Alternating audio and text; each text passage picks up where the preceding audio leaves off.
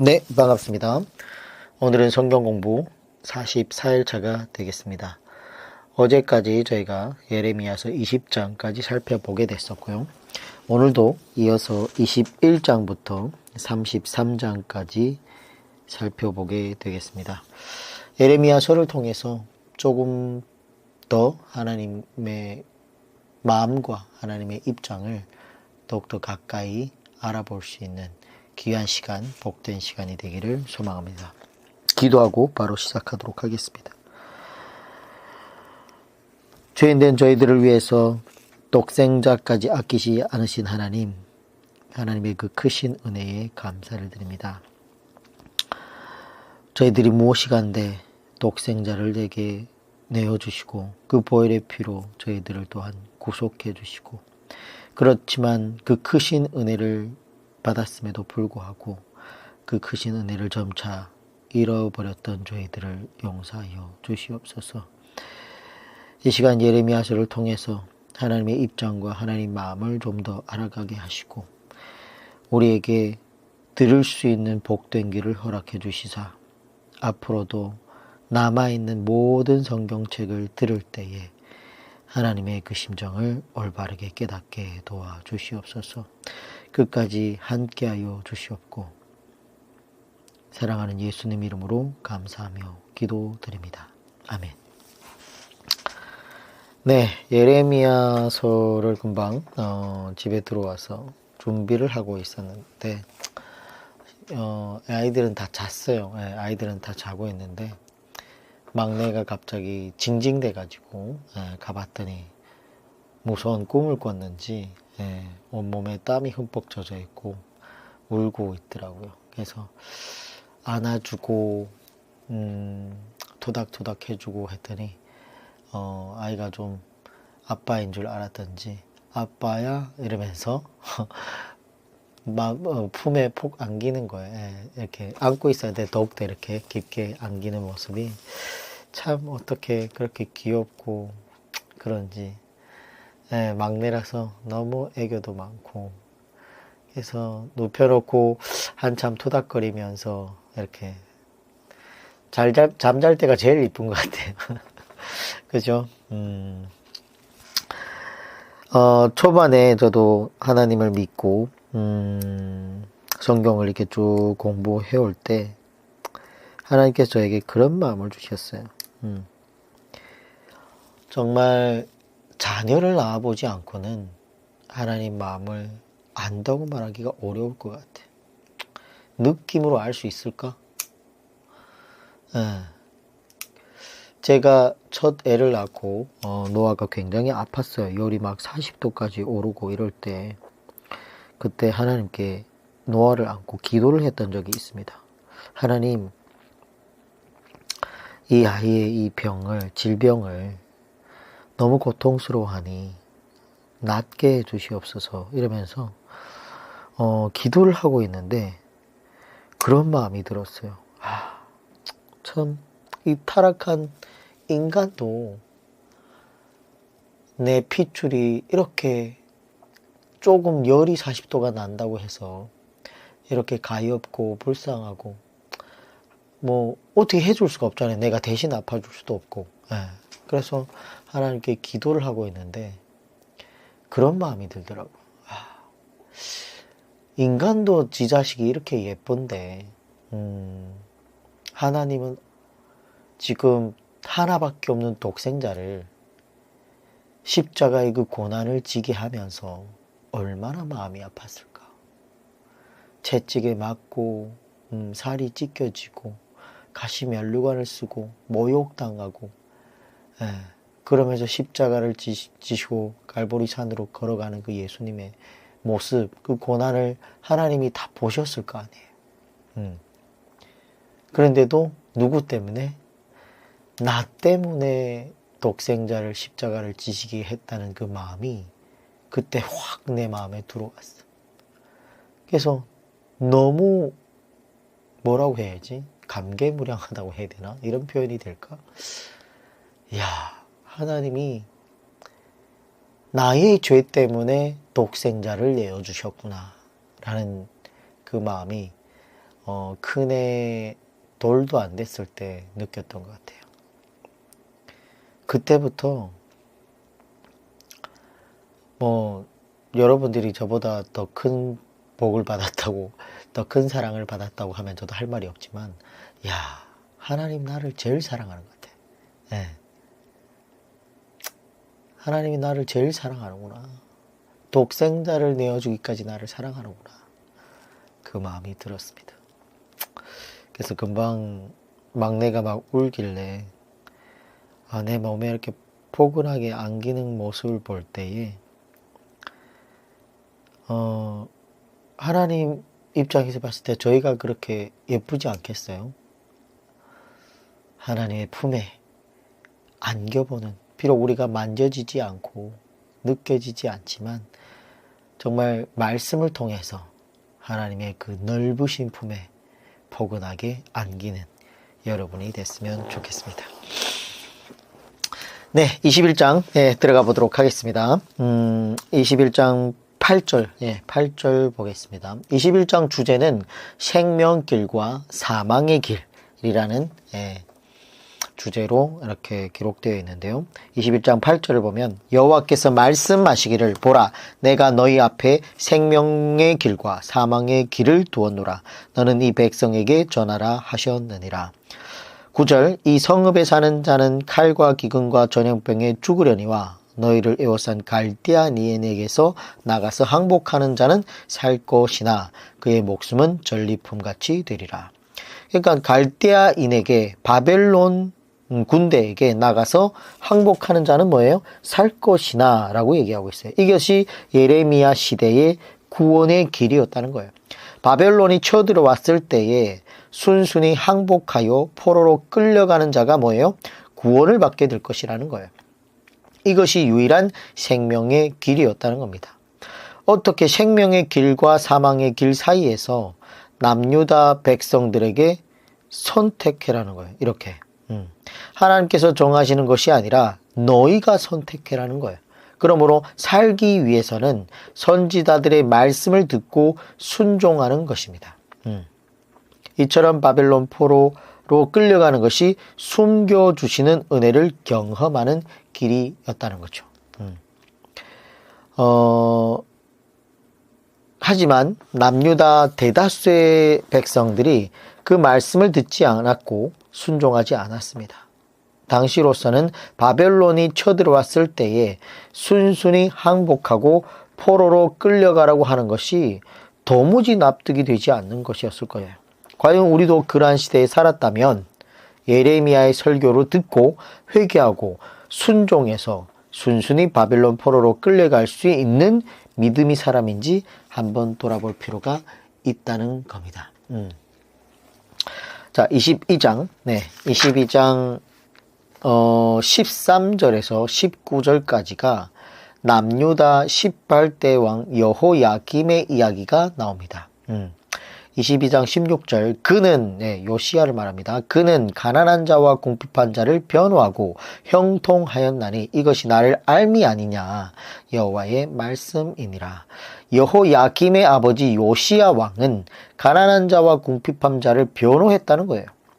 이처럼 지도자들의 마음은 부자들을 향하면 안 되고 소외되고 약하고 궁핍하고 가난한 자들에게 그들의 시선이 멈춰 있어야 한다는 겁니다. 부자들은 어차피 정부가 챙겨주지 않아도 충분히 살 수 있는 사람들 아닙니까? 그러므로 지도자들은 이러한 사람들에게 관심을 가져야 되는데 그런 사람들이 어떤 사람이라고? 소외되고 약하고 궁핍함, 가난한 사람들. 솔직히 교회도 마찬가지예요. 하나님께서 그리하신 것처럼 목회자는 형편이 어려운 사람들에게 늘 관심이 있어야 된다는 거예요. 11조원금을 많이 하는 사람들에게는 어떤 사람들은 버선발로 마중을 나가고 90도로 인사까지 할 정도로 그렇게 해서는 안 된다는 거죠. 근데 그렇지 않은 사람들에게는 악수조차 꺼려하는 오든지 말든지 마음대로 하라고 하는 자세를 가져서는 된다 안 된다? 안 된다는 거예요. 반드시 가난하고 궁핍한 자의 입장에서 목회를 하고 지도자의 역할을 해야 된다는 거예요. 이것이 나를 알미 아니냐 라는 얘기가 있는데, 하나님을 알면 진짜로 그렇게 할 수밖에 없다는 거예요. 하나님을 모르니까 그렇게 하지 않는 것이죠. 요시야는 하나님을 알았기에 정의와 공의롭게 정치를 했다는 거예요. 근데 여호야김이 요시야의 아들이 되어가지고 그럴 수가 있느냐는 거예요. 지금 얘기가 22장 17절에 보면, 그러나 내 두 눈과 마음은 탐욕과 무죄한 피를 흘림과 압박과 포악을 행하려 할 뿐이니라. 여호야김은 자기 아버지 같지 아니했다는 거예요. 자기 하고 싶은 대로 하고 살았던 사람이 바로 여호야김이라는 거예요. 22장 21절, 내가 평안할 때에 내가 내게 말하였으나 내 말이 나는 듣지 아니하리라 하였나니, 내가 어려서부터 내 목소리를 청종하지 아니함이 내 습관이라.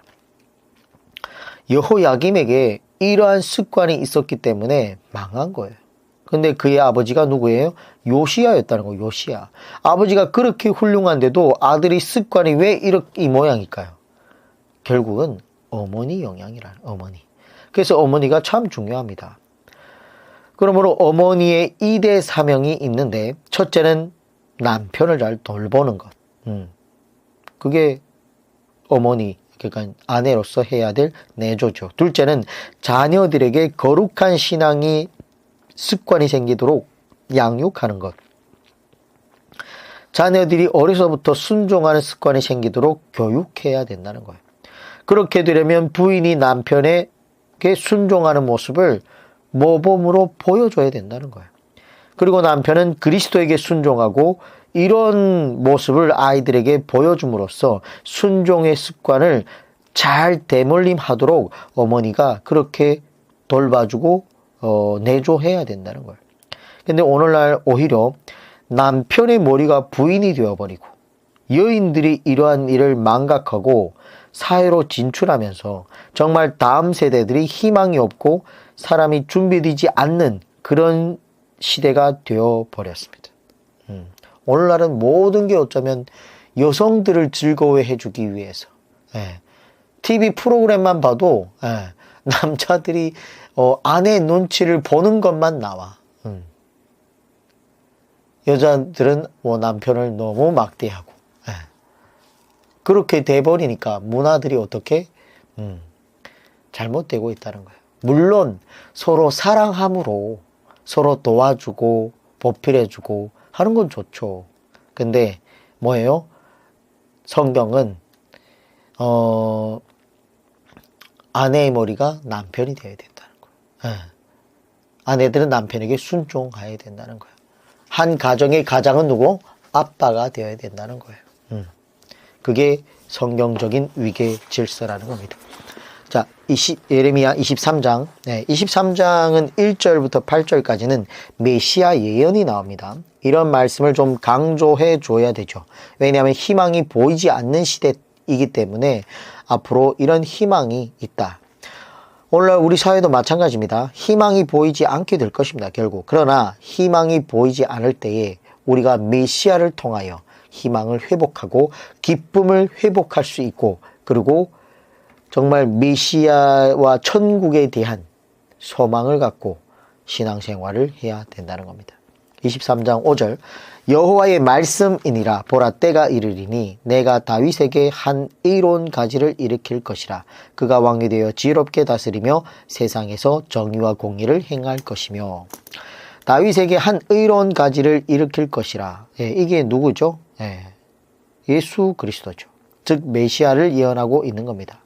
예수님만이 우리의 기쁨이 되고 예수님만이 우리의 희망이 되시는 겁니다. 그래서 초림하신 예수님, 그리고 다시 재림하실 예수님을 기대하면서 승리해야 되겠죠. 그 외에 다른 것들은 궁극적인 소망과 희망이 되지 못한다는 것을 늘 명심해야 됩니다. 자, 그리고 9절에서 32절까지는 거짓 선지자들에 대한 말씀이 나오는데, 앞에서도 보았던 것처럼 마지막 시대에는 거짓 선지자들이 문제입니다. 23장 11절, 여호와의 말씀이니라. 선지자와 제사장이 다 사악한지라. 내가 내 집에서도 그들의 악을 발견하였노라. 선지자와 제사장이 다 사악하라는 거예요. 성전 안에서 지금 사악한 짓을 하고 있다는 거예요. 이러면 희망이 없는 거죠.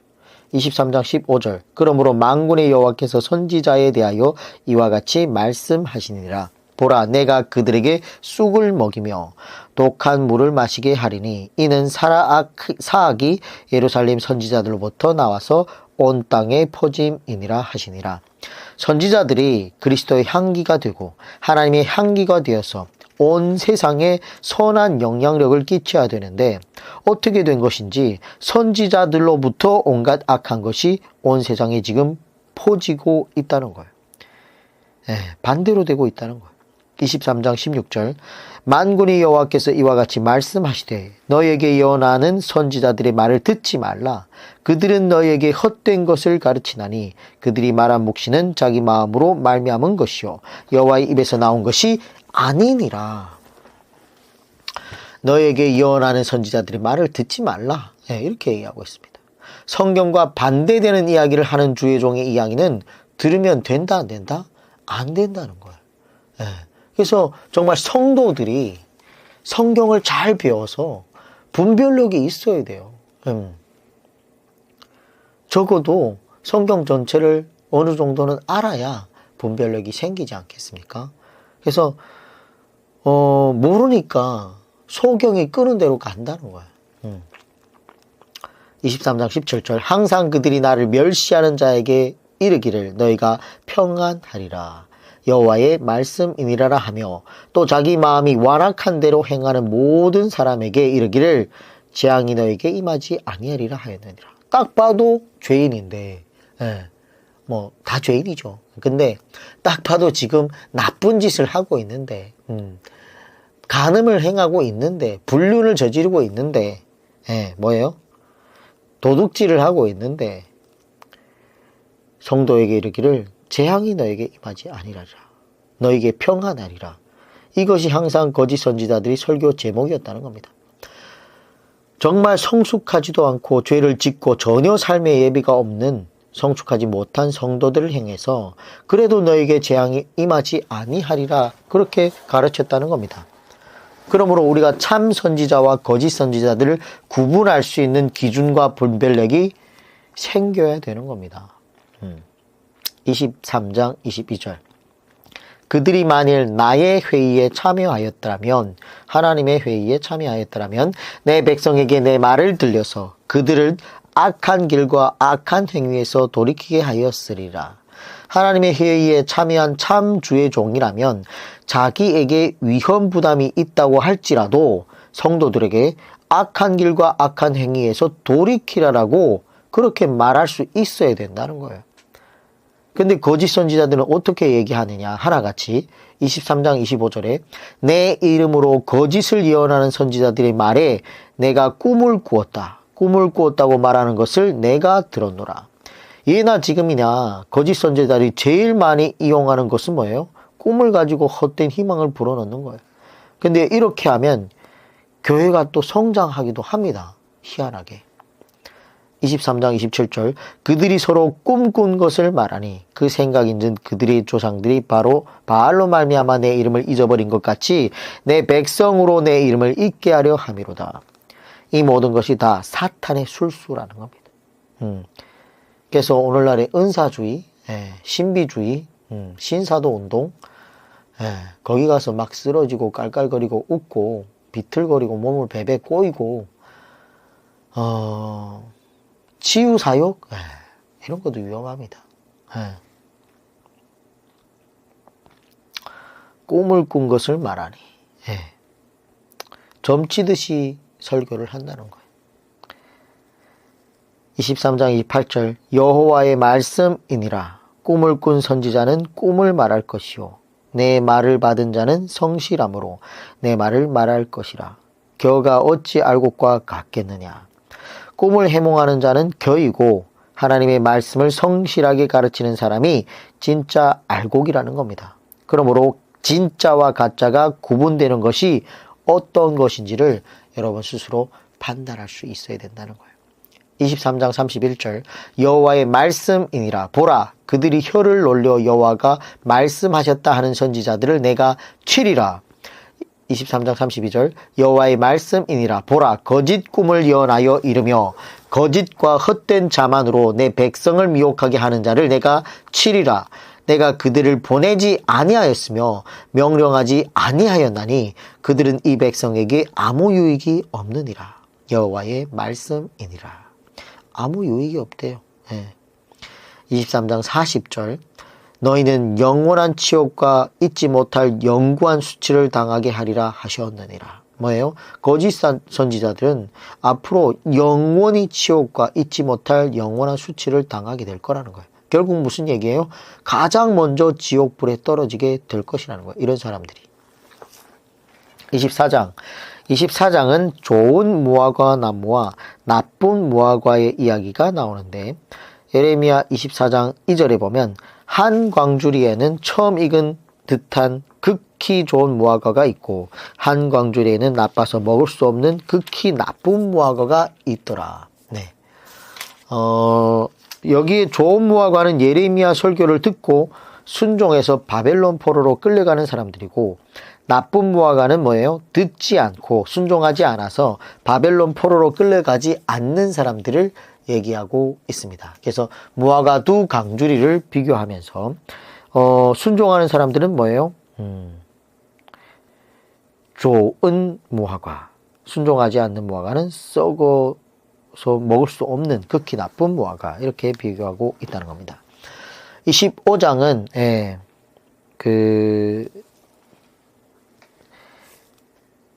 25장 3절 보겠습니다. 유다의 왕 아몬의 아들 요시야 왕 13째 해부터 오늘날까지 23년 동안 여호와의 말씀이 내게 임하기로 내가 너에게 꾸준히 일렀으나 너희가 순종하지 아니하였느니라. 자, 23년 동안 여호와의 말씀이 내게 임하기로. 자, 현재까지 예레미야가 23년을 지금 사역했단 말입니다. 그때는 대략 BC 605년으로 보입니다. 네. 현재 남유다 멸망 전 19년이죠. 네. 그러므로 19년 후면 남유다가 멸망하게 되는데 예레미야가 그러한 상황 가운데서 지금 사역을 하고 있다는 거죠. 근데 23년 동안 설교를 했는데 어떻게 됐는가? 네. 들었어요? 안 들었어요? 네. 안 들었다는 거예요. 너희가 순종하지 아니하였느니라. 23년 동안 하나님의 얘기를 했는데 듣는 사람이 하나도 없다는 거예요. 들은 사람이 없다는 거예요. 회개한 사람이 없다는 거예요. 자, 그러므로 우리가 목회할 때 아니면 뭐 사역을 할 때 한 5년 해보고 포기하면 돼요, 안 돼요? 네. 안 된다는 거예요. 끝까지 해야 된다는 거예요. 네. 25장 4절 그러므로 여호와께서 그의 모든 종 선지자를 너에게 끊임없이 보내셨으나 너희가 순종하지 아니하였으며 귀를 기울여 듣지도 아니하였도다. 25장 8절 그러므로 만군의 여호와께서 이와 같이 말씀하시니라 너희가 내 말을 듣지 아니하였느니라. 자, 이렇게 보면 하나님도 목회 어쩌면 실패한 거 아닙니까? 네. 정말 작디 작은 강호도 땅만한 이스라엘 백성들을 데리고 정말 860년 동안 수많은 모든 방법을 다 동원했음에도 불구하고 죄인이 하나님 말씀을 멀리하고서는 돌아올 수가 없다는 거예요. 끝까지 멀리하면. 남유다와 북이스라엘의 역사를 보면 하나님도 결국 선지자를 그렇게 많이 보냈지만 다 실패했어요. 근데 이렇게 하나님의 말씀을 듣지 않은 결과가 뭐냐? 25장 9절 보라 내가 북쪽 모든 종족과 내 종 바벨론의 왕 느부갓네살을 불러다가 이 땅과 남유다죠. 그 주민과 사방 모든 나라를 쳐서 진멸하여 그들을 놀램과 비웃음거리가 되게 하며 땅으로 영원한 표가 되게 할 것이라. 여호와의 말씀이니라. 영원한 표가 되게 만들겠다는 거예요. 우리가 말씀을 듣지 않으면 이렇게 될 수 있다는 것을 늘 명심해야 됩니다. 순종하지 않고 듣지 않고 그러면 결국 남유다와 별반 차이가 없을 수도 있다는 겁니다. 25장 11절 이 모든 땅이 표가 되어 놀랄 일이 될 것이며 이 민족들은 70년 동안 바벨론의 왕을 섬기리라. 자, 70년 동안 바벨론의 왕을 섬기겠다는 거예요. 이런 게 굉장히 중요한 소스죠. 이제 처음으로 이 말이 나온 겁니다. 지금까지는 바벨론으로 끌려가게 될 것이라고 하는 말씀만 나왔었는데 이제는 바벨론 포로 기간이 몇 년이에요? 70년이 될 것이라고 예레미야가 예언하고 있죠. 12절에도 이어서 보면 여호와의 말씀이니라 70년이 끝나면, 그러니까 70년이 끝나면 내가 바벨론 왕과 그의 나라와 갈대아인의 땅을 그 죄악으로 말미암아 벌하여 영원히 표효가 되게 하되, 70년 뒤에 뭐예요? 바벨론도 곧 망하게 되고 너희들은 거기서 포로로 되어 있다가 풀려나게 될 것이라는 얘기를 하고 있습니다. 자, 26장 가겠습니다. 26장. 26장 2절. 여호와께서 이와 같이 말씀하시니라. 너는 여호와의 성전뜰에 서서 유다 모든 성읍에서 여호와의 성전에 와서 예배하는 자에게 내가 내게 명령하여 이르게 한 모든 말을 전하되 한마디도 감하지 말라. 여호와의 성전에 와서 예배하는 자.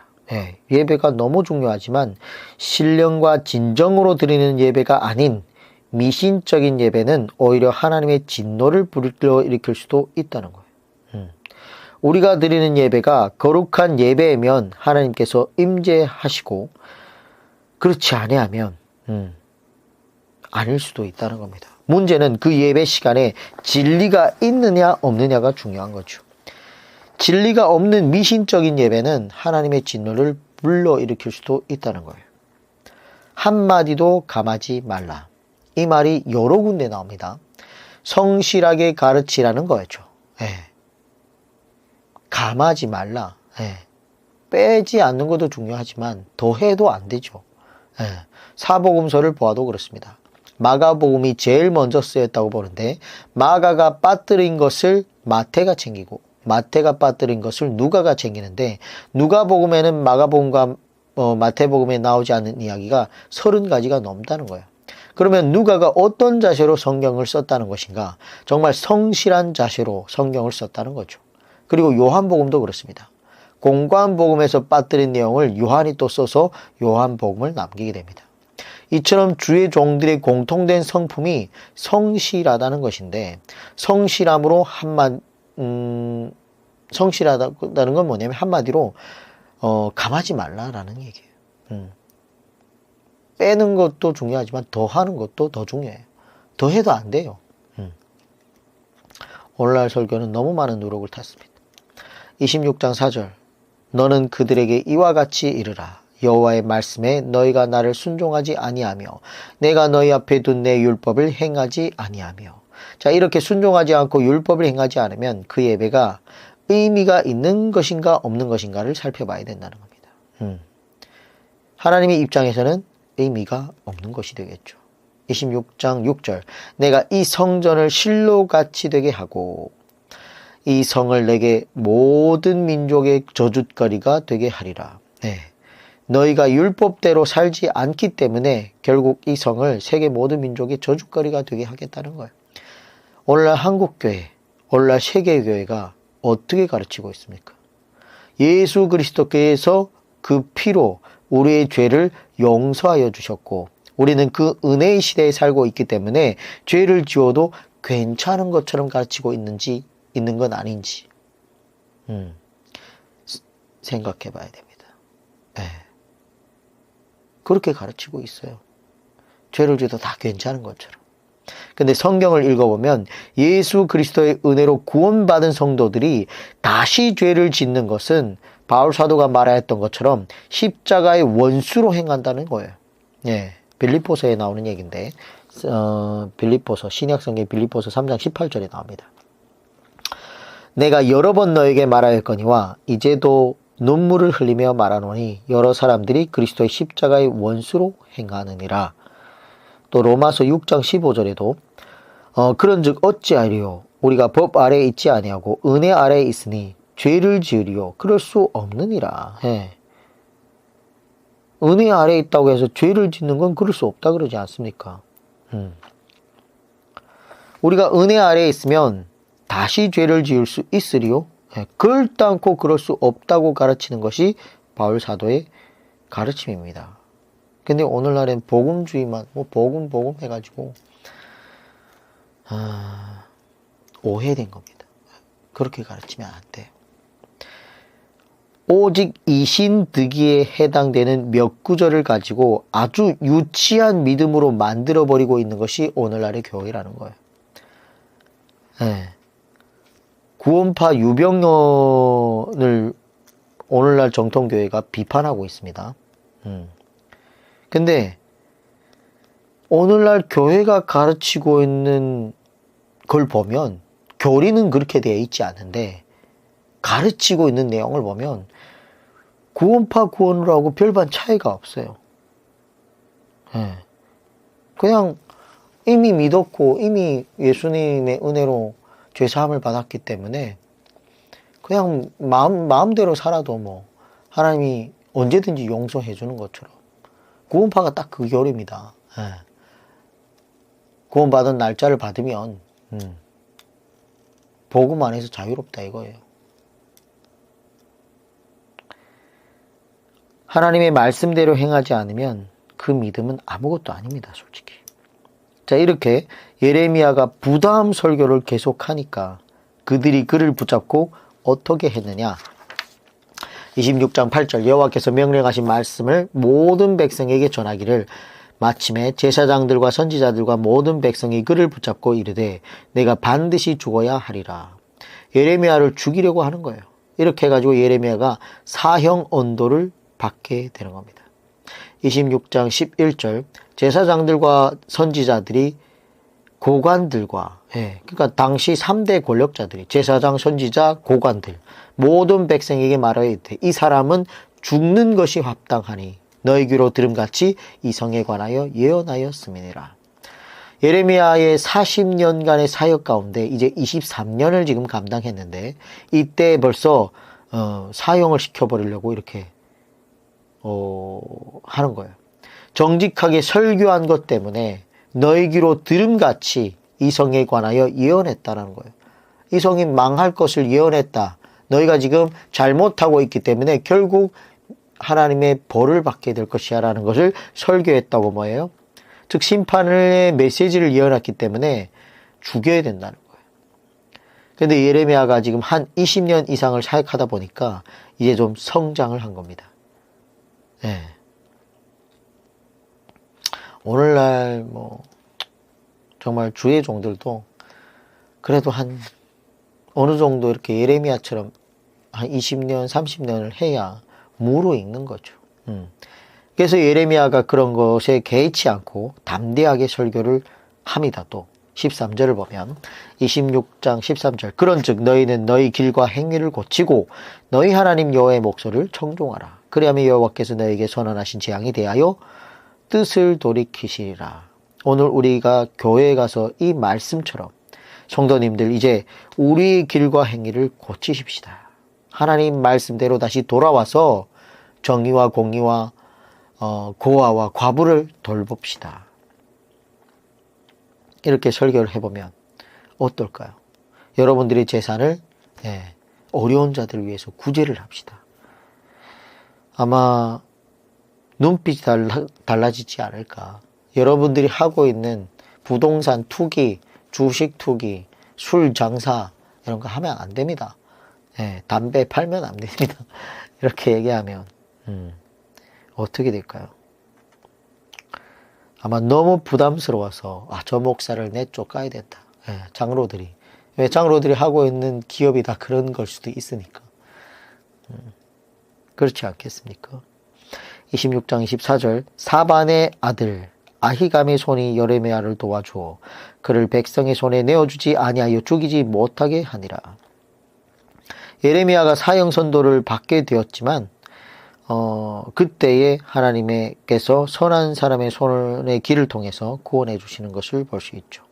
여기에 사반의 아들 아히감이라는 것은 사반은 요시야 왕에게 율법책을 읽어주었던 서기관 사반입니다.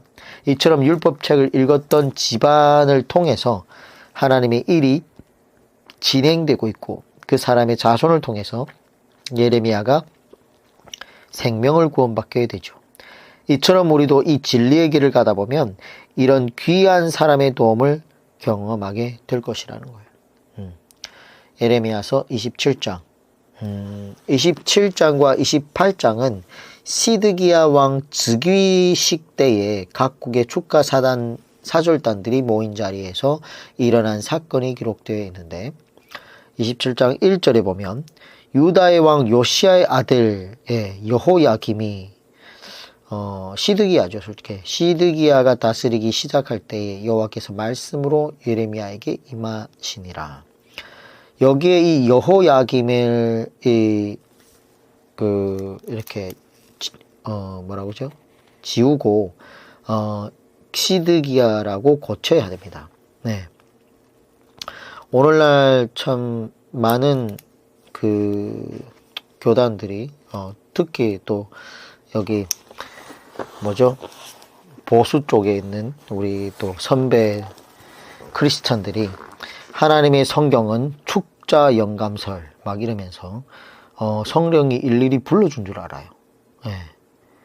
그래서 성경을 고치라고 하면 큰일 날 줄 알았는데, 그러나 칼빈은 축자 영감설이 아닌 유기적 영감설을 말하고 있습니다. 즉 성경의 저자는 성령님과 사람이라는 거예요. 그러므로 사람이 하나님의 도우심으로 성경을 기록하다 보니까 오류가 있다 없다? 있어요. 네. 그리고 또 우리가 보는 성경은 뭐예요? 번역본이에요. 그러다 보니까 번역이 잘못된 것도 너무나 많습니다. 그걸 다 모아보면 한 3장 정도가 돼요. 네. 그래서 비록 성령님과 사람이 있었기 때문에 유기적 영감설이라는 거죠. 그래서 성경을 열심히 공부하지 않고 통독에만 의미를 두고 몇 독했다고 하면 이런 구절들이 보이지 않습니다.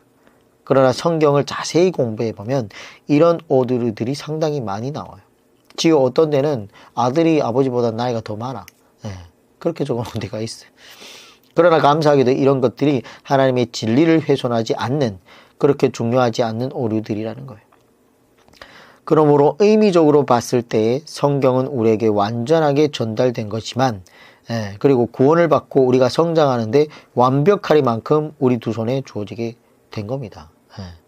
그래서 현대인의 성경을 다시 보면 요시야의 아들인 시드기야가 유다 왕이 된 지 얼마 되지 않아 여호와께서 나에게 말씀하셨다, 이렇게 되어 있어요. 그래서 여기 예레미야서 27장 1절에 요시야의 아들 여호야김이라는 거는 줄을 치고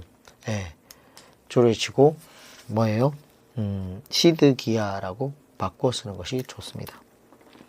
자, 이때 예레미야가 멍에를 들고 와서 찬물을 끼얹는 설교를 하고 되는데, 다시 말하면 27장, 28장까지 멍에 설교를 하게 되는데, 27장 3절, 유다의 왕 시드기야를 보러 예루살렘에 온 사신들의 손에도 그것을 주어 에돔의 왕과 모압의 왕과 암몬 자손의 왕과 두로의 왕과 시돈의 왕에게 보내며, 예레미야가 각국에서 온 사절단들에게 멍에를 하나씩 나눠주었는데 이것이 예레미야가 그들에게 준 선물이었습니다. 그리고 한 설교가 뭐냐? 8절인데 27장 8절, 여호와의 말씀이니라. 바벨론의 왕 느부갓네살을 섬기지 아니하며 그 목으로 바벨론의 왕의 멍에를 매지 아니하는 백성과 나라는 내가 그들이 멸망하기까지 칼과 기근과 전염병으로 그 민족을 벌하리라. 자, 이 멍에를 메고 결국 바벨론으로 끌려가게 될 것이라는 것을 말하고 있습니다. 여기 보면 하나님께서 멸망하시는 방법은 칼과 기근과 전염병, 마지막 때도 똑같아요. 전쟁과 기근과 전염병으로 멸망시킬 겁니다. 자, 순순히 바벨론 왕이 지어주는 멍에를 부인하지 말고 그 멍에를 메고 끌려가라는 거예요. 그렇지 않으면 칼과 기근과 전염병으로 다 죽임을 당할 거라는 거예요. 그 멍에를 메고 반드시 끌려가는 사람들만이 생존할 거라는 얘기를 하고 있습니다. 27장 12절, 내가 이 모든 말씀대로 유다의 왕 시드기야에게 전하여 이르되 왕과 백성은 바벨론 왕의 멍에를 목에 메고 그와 그의 백성을 섬기소서. 바벨론 왕을 섬기소서. 그리하면 사시리라. 예레미야는 이 말을 계속해서 반복했습니다. 하지만 시드기야가 들었다 듣지 않았다? 듣지 않았다. 27장 14절, 그러므로 당신들은 바벨론의 왕을 섬기게 되지 아니하리라 하는 선지자의 말을 듣지 마소서. 그들은 거짓을 예언함이니이다. 근데 이 시드기야가 누구의 말을 들었다? 거짓 선지자의 말을 들었다는 거예요. 참 인간이 그런 것 같아. 듣기 좋은 얘기를 따라갈 수밖에 없다는 거야. 죄인은. 하와도 그렇지 않았습니까? 너희는 먹지 말라. 너희는 정령주의라. 예. 근데 사탄은 뭐예요? 먹어라. 네가 그걸 먹으면 하나님처럼 되리라. 예. 어느 쪽이 더 긍정적이에요? 사탄이 말이 더 긍정적이잖아요. 예. 하나님의 얘기가 더 부정적이고, 먹으면 반드시 죽으리라. 사탄은, 뭐예요? 먹으면 반드시 하나님처럼 되리라. 그러니까 하와 입장에서는 어차피 못 먹어봤어, 아직은. 근데 뭐예요? 긍정적인 얘기를 듣고 싶다는 거예요. 둘 중에 하나잖아요. 그러니까 긍정적인 걸 선택하게 된다는 거예요. 똑같아요. 이방 나라가 와서 너희들 멸절하리라. 그런데 너희는 그 왕을 멍에를 메고 순순히 따라가라. 그럼 살리라. 근데 거짓 선지자들은 뭐예요? 아니다. 바벨론 왕이 쳐들어 못 온다. 여기가 어디냐? 예루살렘 아니냐? 하나님이 성전이 있는 곳이다. 오긴 뭐 와. 절대 못 들어온다. 믿을만 하잖아요. 왜? 제사장들이 하나님 성전 들어갈 때 자그마한 죄만 있어도 들어갔다 어때요? 바로 그 치면 죽어서 나오는데 하나님이 성전이 있는데 성전이 있는 곳이 이방 사람들이 어떻게 와? 못 와. 이렇게 얘기하니까 뭐예요? 왕들은 긍정적인 얘기를 듣고 싶은 거예요. 자, 예레미야서 28장 가겠습니다. 28장 10절. 선지자 하나나가 선지자 예레미야의 목에서 멍에를 빼앗아 꺾고, 자, 그리고 나서 하나나가 멋지게 설교를 합니다. 예레미야 반대로 28장 11절. 모든 백성 앞에서 하나나가 말하여 이르되 여호와께서 이와 같이 말씀하시니라. 내가 2년 안에 모든 민족의 목에서 바벨론의 왕 느부갓네살의 멍에를 이와 같이 꺾어버리라 하셨느니라. 하며 선지자 예레미야가 자기의 길을 가니라. 이 하나나가 2년 안에 바벨론 왕이 자기 나라로 돌아가게 될 것이라고 얘기했습니다. 그러니까 예레미야가 할 말을 잃고 자기 갈 길을 가버립니다. 그리고 시간이 좀 지나고 나서야 하나나를 찾아가는데 28장 15절에 선지자 예레미야가 선지자 하나나에게 이르되 하나나여 들으라. 여호와께서 너를 보내지 아니하셨거늘 네가 이 백성에게 거짓을 믿게 하는도다. 지금 하나님께서는 예레미야를 통해서 70년이라고 지금 말하지 않았습니까? 근데 하나는 지금 2년 안에 지금 끝난다는 거예요. 28장 16절. 그러므로 여호와께서 이와 같이 말씀하시되 내가 너를 지면에서 제하리니 내가 여호와께 패역한 말을 하였음이라. 내가 금년에 죽으리라 하셨느니라. 28장 17절. 선지자 하나네가 그해 7째 달에 죽었더라. 자, 이러한 광경을 보고도 남유다가 말기 마지막 왕 시드기야가 믿음이 생기지 않았다는 거예요. 이렇게 2년 안에 바벨론 왕이 돌아갈 거다. 그 멍에를 내가 꺾어버리겠다라고 예언했던 선지자가 예레미야 선지자 예언이 뭐예요? 넌 죽을 거다. 금년에 죽을 거다. 라고 해서 결국 죽었잖아요. 그런 모습을 보면 시드기야가 예레미야의 예언이 정확하구나 라고 돌아와야 될 텐데 돌아 안 왔다는 거예요. 참 답답하죠. 자, 29장 가겠습니다. 29장. 29장은 바벨론에 보내는 편지입니다. 1절에 선지자 예레미야가 예루살렘에서 이 같은 편지를 느부갓네살이 예루살렘에서 바벨론으로 끌고 간 포로 중 남아있는 장로들과 제사장들과 선지자들과 모든 백성에게 보냈는데, 자, 그래서 편지를 보낸다는 거죠. 29장 8절.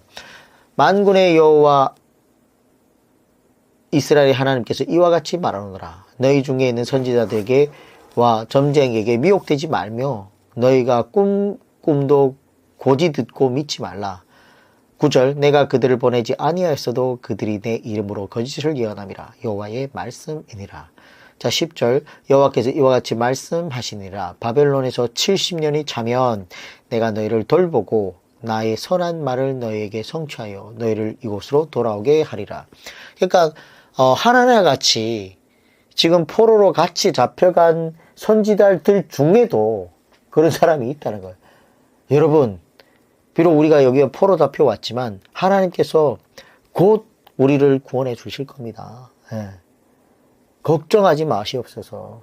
그래가지고 지금 예레미야가 거기 편지를 보내는데, 아니다, 70년이 차야 너희들이 돌아온다, 이 얘기를 지금 편지로 보냈다는 얘기고. 자, 그러면 10장 28절을 보겠습니다. 10장 28절. 그가 바벨론에 있는 우리에게 편지하기를 오래 지내야 하리니 너희는 집을 짓고 살며 밭을 일구고 그 열매를 먹으라 하셨다 하니라. 그러니까 뭐냐면 거짓 선지자들이 자꾸만 뭐 금방 된다고 하는데, 아니다. 금방 올 준비를 하지 말고 너희는 거기서 눌러 살 정도를 해라. 70년이 지나야 돌아오니까 거기서 그냥 집을 짓고 밭을 일구고 그 열매를 먹으면서 수없이 횟수가 지나가야 너희가 돌아올 테니까 빨리 돌아올 생각을 하지 말라. 눌러 살아라, 이런 얘기예요.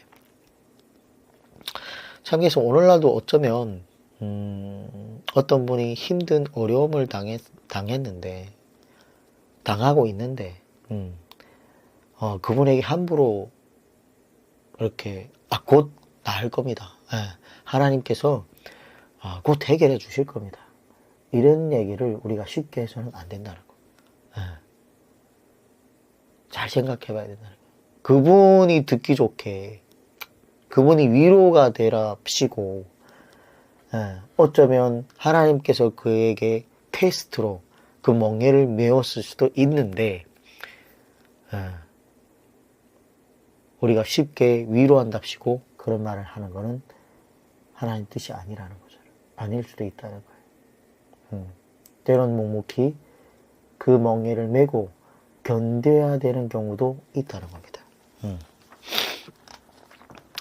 자, 30장으로 가겠습니다. 예레미야서 30장부터 33장까지는 이스라엘은 반드시 회복이 된다는 거예요.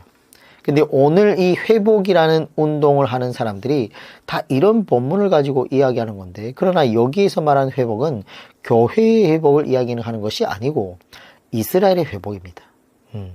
그리고 그 회복도 다수가 회복되는 것이 아니라 극소수의 남은 자가 회복이 된다는 얘기를 하고 있습니다.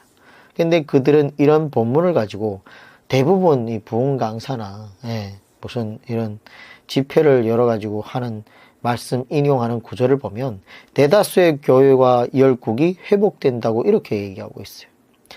여기에 이 회복은 극소수의 남은 자가 바벨론 포로로 끌려가가지고 포로 생활을 결국 하다가 나중에 반드시 다시 돌아오게 되는데, 다시 귀향하게 될 것인데, 이것이 회복이라는 거예요.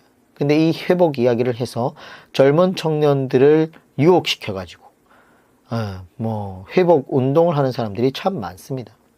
근데 그들이 과연 이 성경을 바로 알고 그렇게 인용하고 있는지를 유심히 살펴봐야 돼요. 근데 이 말씀이 이렇게 길게 나오고 있는 것이 바로 이런 것들 때문인데, 30장부터 33장까지가 우리에게는 별로 중요한 말씀이 아니지만, 그러나 바벨론 포로로 끌려가는 자들에게는 이만큼 위로의 말씀이 또한 없었을 것입니다. 그 소수의 남은 자들에게 위로를 주시기 위해서 예루살렘으로 반드시 돌아오게 될 것이라는 것을 알려주기 위해서 이렇게 많은 분량을 차지하고 있습니다. 30장부터 33장까지. 그래서 일단 우리가 아직 신약 성경에는 이때는 오지 않았지만, 신약이라는 줄임말과 같은 새 언약이라는 말이 예수님이 오시기 600년 전부터 예레미야가 지금 예언을 하고 있어요. 그래서 30장의 31절부터 31절. 네, 31장 31절을 보겠습니다. 네, 31장 갑니다. 예레미야서 31장 31절. 여호와의 말씀이니라. 잠깐만요. 31절. 여호와의 말씀이니라. 보라, 날이 이르리니 내가 이스라엘 집과 유다 집에 새 언약을 맺으리라. 날이 이르리니 라는 거죠. 네. 그래서 새 언약이라는 것은 신약을 말하는 거예요. 31장 32절 이 언약은 내가 그들의 조상들의 손을 잡고 애굽 땅에서 인도하여 내던 날에 맺은 것과 같지 아니할 것은 내가 그들의 남편이 되었어도 그들이 내 언약을 깨뜨렸음이니라. 여호와의 말씀이니라. 33장 그러나 그날 후에 내가 이스라엘의 집과 맺은 언약은 이러하니 곧 내가 나의 법을 그들의 속에 두며 그들의 마음에 기록하여 나의 그들의 하나님이 되고 그들은 내 백성이 될 것이라. 여호와의 말씀이니라. 자, 그러니까 그전에는 애굽 땅에서 나올 때는 남편이었다는 거야. 남편은 뭐예요? 이혼하면 남남이죠. 예. 근데 새 언약은 그렇지 않다는 거예요. 기존의 그 법은 돌판에 새긴 법이었다면 이제는 어디에 새긴다? 마음에 기록하여 나는 그들의 하나님이 되고 그들은 내 백성이 되리라. 이제는 남편과 아내 사이가 아니 신부 사이가 아니라 이제는 아버지와 자녀 사이가 된다는 거예요. 아내와 남편은 이혼할 수 있지만 아버지와 자녀 사이는 아무리 잘못해도 끊어지지 않는다. 이런 얘기를 하고 있습니다. 그래서 이때로부터 약 600년 후를 지금 얘기하고 있는 건데 이것을 줄인 말이 새 언약을 줄인 말이 바로 신약이죠. 그러면 이 신약은 누구의 피로 맺은 것인가? 예수 그리스도의 피로 맺은 언약이라는 거예요. 그러면 구약은 무엇인가? 구약은 신의 산 언약이고 짐승의 피로 맺은 언약이었는데 예수님께서 자신의 피로 새 언약을 세우면서 짐승의 피로 맺은 언약이 자연스럽게 옛날 언약이 되는 거죠. 옛 언약. 그래서 줄임말로 구약이라고 하는 거고 짐승의 피로 맺은 언약 이후에 또 600년 후에 예수님의 피로 맺은 언약이 뭐예요? 새 언약이 되는 거죠. 그래서 누가복음 22장 20절에 저녁 먹은 후에 잔도 그와 같이 하여 이르시되 이 잔은 내 피로 세우는 새 언약이니 곧 너희를 위하여 붓는 것이라. 옛 언약의 핵심이 뭐예요? 십계명이었잖아요. 그리고 이 십계명의 기타 율법이 더해진 것이 시내산 언약이었고 그 시내산 언약을 가지고 레위기가 만들어졌죠. 그래서 레위기가 오경의 중심으로 형성이 되어 있고 그 오경을 중심으로 해서 만들어진 성경책이 구약 39권이었죠. 옛 언약. 그래서 구약을 작게 이야기하면 십계명이 되는 것이고 조금 더 크게 보면 시내산 언약이 되는 것이고 전체적으로 보면 39권 전체 구약이 되는 것이죠. 그러면 신약은 어떠한가? 신약을 줄이면 예수 그리스도의 피에 관한 복음이 신약의 핵심이 되는 겁니다. 근데 전체로 보면 신약 성경 전체가 새 언약이죠. 그러면 우리는 핵심이 무언가를 봐야 되는데 더 설명된 것이 무엇인가를 또 잘 살펴봐야 되겠죠. 그래서 애굽 땅에서 인도하여 내던 날에 맺은 것, 이것이 뭐예요? 이스라엘 백성들이 애굽 땅에서 나와서 하나님과 맺었던 언약이 바로 시내산 언약이죠. 이 시내산 언약이 옛 언약이고 구약이었다는 거죠. 내가 그들의 남편이 되었어도 그들이 내 언약을 깨뜨렸음이라. 구약에서 하나님과의 관계는 부부 관계였죠. 부부 관계는 가까운 관계이지만 깨어질 수도 있는 관계였죠. 그러나 이제 새로운 언약은 피가 섞인 관계로 부자 관계라는 거예요. 피가 섞여서 깨질 수 없는 영원한 관계로 만들어 버리겠다는 거예요. 이런 새 언약에 대한 말씀이 지금 예레미야에 나오고 있는 겁니다. 자, 그리고 다시 한번 읽을게요. 그러나 그날 후에 내가 이스라엘 집과 맺은 언약은 이러하니 곧 내가 나의 법을 그들의 속에 두며 그들의 마음에 기록하여 나는 그들의 하나님이 되고 그들은 내 백성이 될 것이라. 여호와의 말씀이니라. 이 새 언약의 놀라운 은혜에 동참하려면 우리의 마음에 무엇이 기록되어야 된다고요? 우리의 마음에 하나님의 말씀이, 즉 하나님의 법이 기록되어야 된다는 거예요. 새 언약의 시대의 성도들은 마음의 말씀이 기록되어야 된다는 겁니다. 그러므로 우리가 열심히 성경을 공부하고 성령님의 도우심으로 우리의 마음판에 하나님의 말씀을 잘 기록해야 한다는 거예요. 이것이야말로 새 언약에 동참하는 것이 되겠습니다. 옛 언약은 십계명 두 돌판에 새겨져 깨어질 수 있는 관계였지만 이 새 언약은 사람의 마음판 자체에 새겨버리기 때문에 영원히 깨어지지 않는 거라는 거예요. 그러므로 지금 새 언약 시대에 살아가면서 언약이 깨어지고 교회를 떠나고 말씀대로 살지 않고 그러는 거는 무슨 이유 때문인가? 그것은 아직도 새 언약에 못 들어가게 된 거라는 거예요. 새 언약에 들어오고 새 언약의 복을 누리려면 말씀을 마음에 기록해야 됩니다. 그래야 정말로 하나님의 은혜의 백성이 되는 거예요. 고린도 후서 3장 3절을 보면 너희는 우리로 말미암아 나타난 그리스도의 편지니 이는 먹으로 쓴 것이 아니요 오직 살아계신 하나님의 영으로 쓴 것이며 또 돌판에 쓴 것이 아니요 오직 육의 마음판에 쓴 것이라. 이렇게 얘기하고 있습니다. 자, 그리고 예레미야서 33장 3절로 가겠습니다. 예레미야서 33장 3절 너는 내게 부르짖으라 내게 응답하겠고 내가 알지 못하는 크고 은밀한 일을 내게 보이리라. 우리가 예레미야서 하면 유일하게 알고 있는 구절 중에 하나죠. 부르짖으라 라는 이 말을 히브리어로 카라라고 이렇게 발음을 합니다. 이 말은 부르다입니다. 부르다. 히브리어로 부르짖는다 말은 따로 있어요. 현대 성경에는 이 부분을 나만을 의지하여라 라고 되어 있어요. 킹 제임스 버전에도 나를 부르라 라고 되어 있어요. 영어 성경에도 call me 라고 되어 있어요. 근데 오늘날 성도들은 부르짖으면 하나님께서 크고 은밀한 일을 보여주실 것이니까 그냥 무턱대고 기도만 하면 부르짖는 그런 습관 버리셔야 됩니다. 물론 우리가 부르짖을 수 있죠. 위기 순간에 나라가 망하거나 가정에 위기가 있거나 긴급한 순간에 하나님을 부르짖을 수 있죠. 하나님 앞에. 근데 시도 때도 없이 부르짖는 것은 생각해 봐야 된다는 거예요. 현재 한국교회는 성경과는 거리가 먼 미신적인 종교 행위에 빠져 있을 수도 있다는 거예요. 특히 기도에 대해서 잘못 가르쳐 왔기 때문에 오늘 한국교회의 기도는 참 이상한 방향으로 흐르고 있습니다. 큰 교회 작은 교회 할 것 없이 교회에서 기도만 시작하면 그냥 큰 소리로 주여 삼창하고 모든 성도가 한껏없이 정신없이 그냥 왁작지껄하게 부르짖는 것을 우리가 볼 수 있는데 성경 그 어디에도 주의 백성들이 모일 때마다 주여 삼창하고 집단으로 부르짖으면서 기도하라고 가르치는 구절은 없습니다. 오히려 마태복음 6장 6절 같은 경우를 보면 너는 기도할 때 내 골방에 들어가 문을 닫고 은밀한 중에 계신 내 아버지께 기도하라. 은밀한 중에 보시는 내 아버지께서 갚으시리라. 예레미야 33장 3절도 부르짖으라가 아니라 너는 내게 부르라. 내가 내게 응답하겠고 내가 알지 못하는 크고 은밀한 일을 내게 보이리라.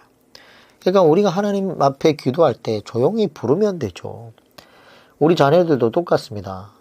예를 들어 제가 자꾸 얘기하는 거지만 우리 아이가 와가지고 아버지요 아버지요 삼창을 하고 막 나에게 학비를 주시옵소요 막 이러면서 그러면 뭐라 그러겠습니까? 야, 너 왜 그러냐? 그럼 달라 그러면 되지. 꼭 그렇게 해야 되니? 우리 하나님이 큰 소리로 기도를 해야 들으시는 분이에요? 귀가 먼 분이십니까? 우리 하나님이? 아니잖아요. 우리 머리카락도 다 세시는 분이고 우리에게 필요한 것이 무엇인지를 다 알고 계시며 때로는 묵도하기를 마치기 전에 응답해 주시는 하나님 아닙니까? 꼭 부르짖어야 응답하는 게 아니라고요. 그러니까 너무 미신 같은 기도 문화를 만들어 놨다고요. 이 구약 성경에 이 카라라는 이 히브리어가 688회가 나옵니다.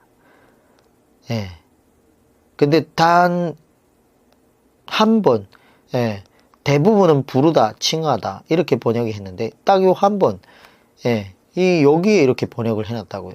부르짖으라고. 시편 50장 15편에도 환난 날에 나를 부르라. 그것도 똑같은 단어에 카라라고 되어 있어요.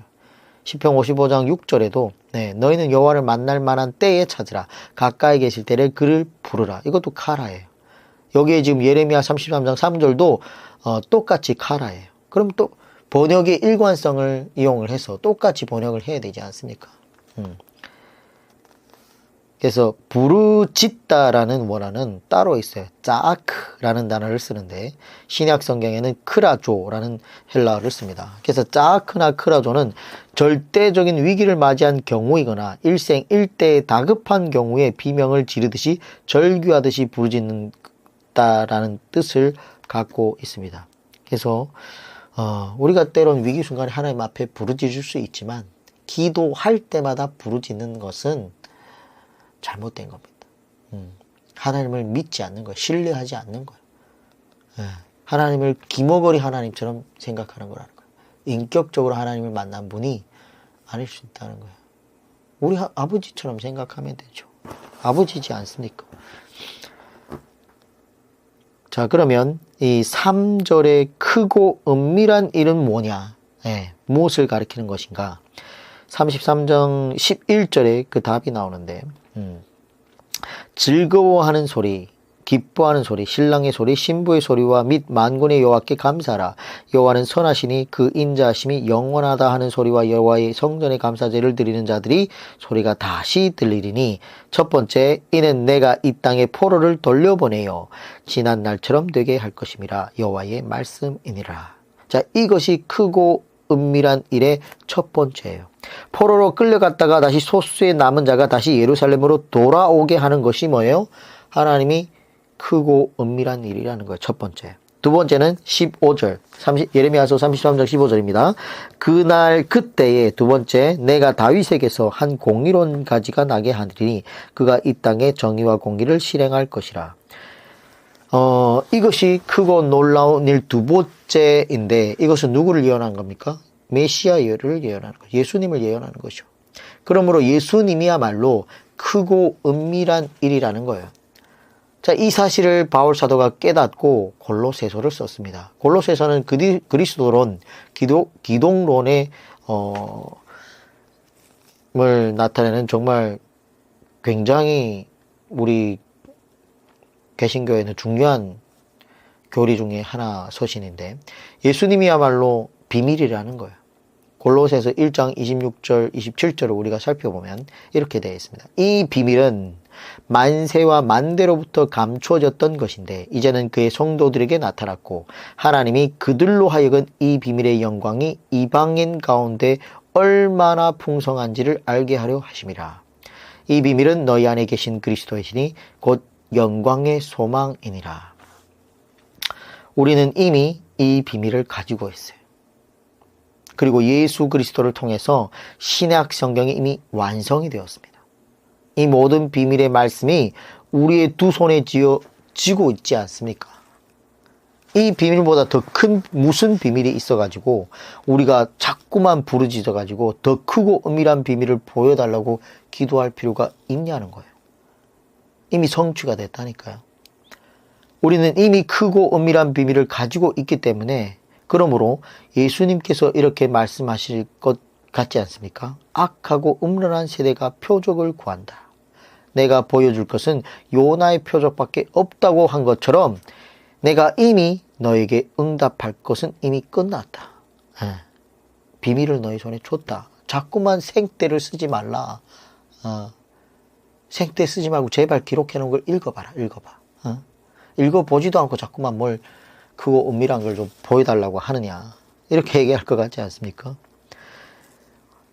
우리가 예수 그리스도 말고 더 큰 비밀을 원하는 것은 교만입니다. 이렇게 우리가 전체적으로 보면 과연 우리가 욕심을 가지고 크고 은밀한 일을 구할 수 있겠습니까?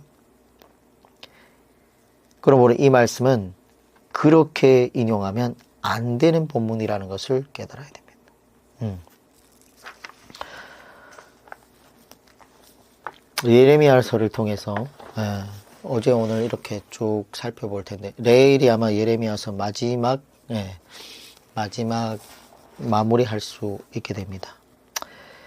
참 하나님의 입장, 초라하신 하나님의 모습, 하나님의 심정을 예레미야 통해서 깨달았으면 좋겠습니다. 우리가 그동안에는 성경을 잘 몰라서 어쩔 수 없이 그랬다고 쳐요. 근데 이제는 성경을 좀 더 알아가고 좀 더 배우면 성장한 신앙인이 되어야 됩니다. 하나님의 심정을 알았다면 하나님을 위로해 줄 수 있는 그런 성도가 되어야 됩니다. 오늘 아침에 그런 영상을 하나 봤어요.